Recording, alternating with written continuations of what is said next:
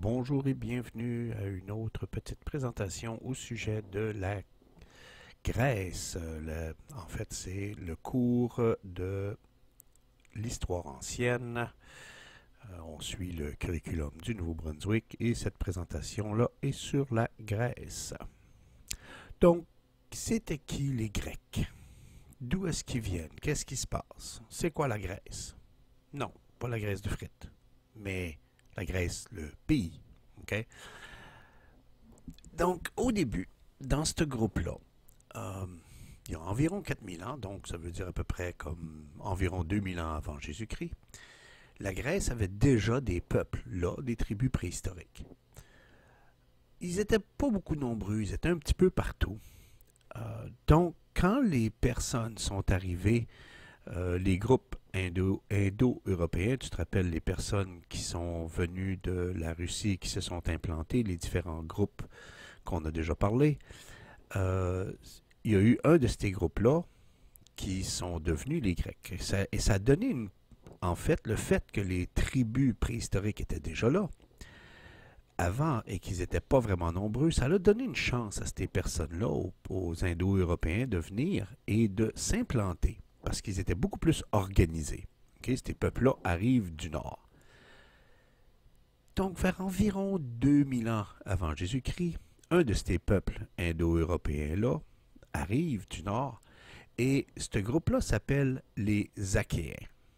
Donc, ils se sont installés, ils ont commencé à faire les premières cités, ils ont fait, ils ont commencé. C'était un groupe en fait qui était assez développé. Ils étaient capables de maîtriser le bronze. Ça, c'est assez important puisque ça leur permettait d'avoir quelque chose en métal pour pouvoir se battre, même si ce n'était pas un métal très fort. Donc, environ 800 ans après ça, donc vers 1200 avant Jésus-Christ, il y a eu un autre peuple qui est arrivé. Ce peuple-là s'appelle les Doriens. Et les Doriens, eux, ont commencé à faire la guerre aux Achéens parce qu'ils voulaient s'installer là. Les Doriens maîtrisent le fer. Et à cause de ça, le fer étant beaucoup plus solide que le bronze, les Doriens se sont imposés, ils sont devenus de plus en plus forts. Aujourd'hui, on s'accorde à dire que vraiment les habitants du nord de la Grèce ont presque tous les mêmes ancêtres qui sont les Achéens, alors que ceux qui viennent de la presqu'île du Péloponnèse, au sud, auraient plus les ancêtres des Doriens. Les deux peuples, les Achéens et les Doriens, c'est les deux peuples qui sont à l'origine de la Grèce.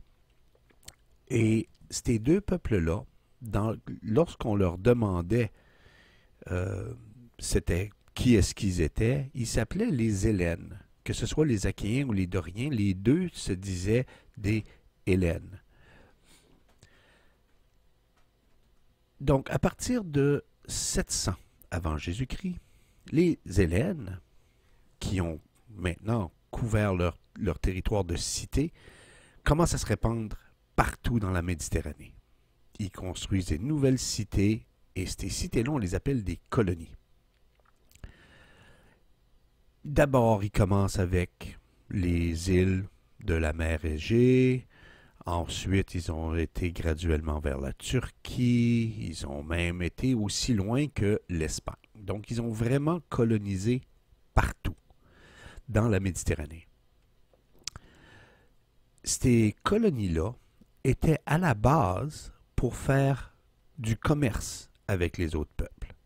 Ils ne voulaient pas envahir militairement les territoires, ils se contentaient juste de faire une ville ou une cité avec un port, tout simplement, un endroit où les bateaux pouvaient arriver parce qu'ils voulaient faire du commerce. Ça explique pourquoi la grande majorité des peuples qui avaient autour, qu'ils appelaient les barbares, parce qu'ils n'étaient pas grecs, ils étaient corrects avec les Grecs. Les Grecs et les barbares avaient une bonne relation, parce que c'était une relation surtout d'échange commercial. Pourquoi maintenant? Pourquoi est-ce qu'on dit souvent les Grecs sont très indépendants? Et qu'est-ce que ça veut dire? Ça veut dire qu'ils sont vraiment comme... Ils sont très fiers de leur ville, mais ils sont très indépendants, ils sont capables de s'organiser par eux-mêmes, les villes sont autosuffisantes, etc. Donc, qu'est-ce que ça veut venir? Qu'est-ce que ça veut dire? D'où est-ce que ça vient? Bon, premièrement, il faut comprendre. Le monde grec, leur façon de s'agrandir, leur façon d'aller un peu partout, c'était de se diviser en cités indépendantes. Avec la géographie de la Grèce, il faut comprendre qu'il y avait surtout dans cette région-là, et encore, surtout des montagnes et de la mer. Donc, ça veut dire que chaque cité devait s'autosuffire et ne pouvait pas vraiment se fier aux autres ou du fait qu'il y avait un grand territoire. Donc, chaque cité, chaque ville a un territoire, a ses dieux, a ses lois. C'est presque comme si on parle d'un petit pays, mais c'est en fait une ville. Donc, à partir du 7e siècle avant Jésus-Christ, on a vu qu'il y a eu un essor formidable dans la plupart des domaines en Grèce, et surtout en agriculture et en commerce. Donc les populations sont regroupées dans des petits villages isolés et ils augmentent leur commerce, ils augmentent tout ça, mais ils sont aussi encore une fois, ils continuent d'être indépendants, un de l'autre comme ça. Mais plus les cités grandissent, plus ils prennent de l'influence, plus il y avait des gens, plus ils prenaient un système qui leur était propre, qui leur était comme individuel. Donc, c'était même si la ville grossissait, ça restait toujours avec le même système de la cité-mère. OK? Ça, c'est une chose qu'il faut se rappeler.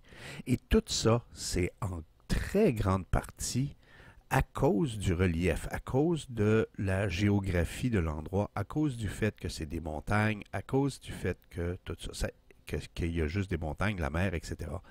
Si tu veux comparer un peu avec l'Égypte, par exemple, l'Égypte était beaucoup plus plate. Le terrain est plus plat, il y a moins de montagnes, tout ça, donc ça permet de faire quelque chose de plus unifié.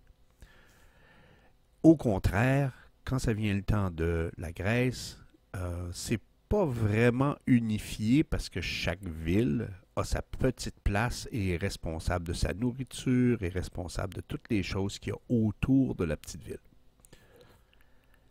Ils ont même leur propre constitution, chaque cité était différente, etc. Donc, une cité, c'est polis, P-O-L-I-S en grec. Okay? Donc, c'est de là que viennent les mots, par exemple, une métropolis ou une métropole.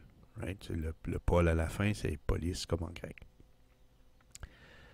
Maintenant, chaque cité, chaque polis, chaque ville, contrôlait le territoire autour.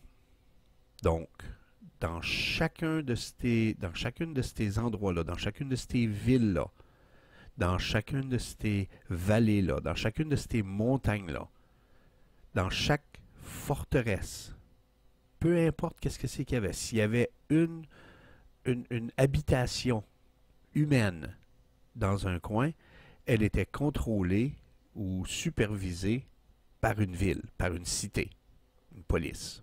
Une police, comme je dis, c'est une cité en grec. Donc, une autre chose aussi qui fait que les montagnes, du fait que les montagnes sont là, la mer, etc., donc, ça veut dire que ça devient difficile de faire pousser des choses pour manger. Là-bas, il n'y a pas de magasin où est-ce que tu peux aller acheter des choses puis tu fais venir ça d'ailleurs. Tu dois faire pousser ta nourriture si tu veux manger. Mais à cause du fait que les terres sont relativement pauvres, c'est pas très fertile, le climat est sec, le climat est chaud, donc les terres cultivables sont rares. est très recherché. Donc, les endroits pour faire pousser des choses, c'est très rare. Et les cités même se battent. Ils vont se battre constamment pour garder le contrôle des meilleurs sols. C'était une question de survie. C'est même pas une question de juste pour le territoire. C'était réellement une question de survie. S'il y avait un endroit où est-ce qu'on pouvait faire pousser quelque chose, on le gardait et on allait se battre pour le garder. Les deux plus grandes cités, les deux plus grandes villes, qui est Athènes et Sparte, ont commencé à faire des colonies parce qu'ils fonctionnaient de la même façon. Il y avait une métropolis, une cité-mère, si tu veux, ou une ville-mère, une ville principale. Et cette ville-là, ou cette cité-là, cette métropolis-là, créait des colonies un peu partout. Donc, ils envoyaient des gens pour aller s'occuper des terres à certains endroits. Et ça encourageait aussi le commerce. Donc, cette petite ville-là, même si elle était la métropolis, par exemple, est Athènes, bon, il y avait une certaine indépendance de la colonie, mais qui restait toujours avec la même idée que Athènes. Et c'est la même chose pour Sparte. S'ils avaient une petite colonie à l'extérieur, ils allaient, et c'était quand même sous l'idée ou la façon de faire de Sparte ou d'Athènes, dépendamment de la métropolis, qui était responsable de ces petites villes-là ou ces petites cités-là. Donc, s'ils sont si séparés que ça, s'ils sont aussi indépendants, qu'est-ce qui fait qu'ils se reconnaissent? Pourquoi est-ce qu'ils se disent tous grecs? Bon, en résumé, c'est simple. C'est par leur culture. C'est plus leur culture qui les fait se voir en tant que grecs. Parce que les Hellènes ont une langue, les dieux, des lieux de culte, comme des temples, et même les mêmes adversaires. Ils ont les mêmes adversaires, les mêmes dieux. C'est juste que certaines villes ou certaines cités vont être plus portées à honorer certains dieux, vont avoir certaines règles, certaines choses, mais ils ont, comme s'ils vont à Delphes, par exemple, qui est un exemple d'un endroit de culte, ils vont respecter ça, peu importe s'ils sont de Athènes ou de Sparte. Et ils appellent barbares tout ce qui est non grec. Donc, si ils ne respectent pas la culture grecque, ils les appellent des barbares. C'est juste un nom pour dire, aujourd'hui, si tu dis barbare, on parle de pas civilisé. Mais dans ce cas-ci, c'était vraiment juste pour dire, t'es pas grec. C'est tout. Donc, Isocrate, à un moment donné, a même écrit quelque chose. Et voici Isocrate.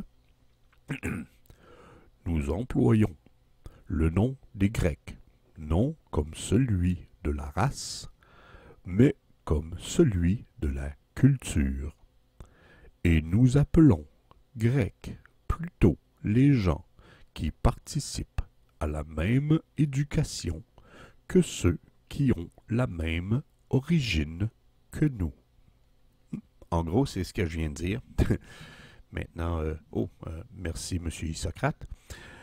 En gros, c'est ça. C'est qu'ils considèrent juste les Grecs comme étant celui des personnes qui suivent la culture plutôt que les personnes qui sont nées en Grèce. Donc, tu peux être né de l'extérieur, venir en Grèce, et ils vont te considérer comme grec, plus ou moins. Donc, pour Isocrate, c'est la culture qui est plus important plutôt que le sol.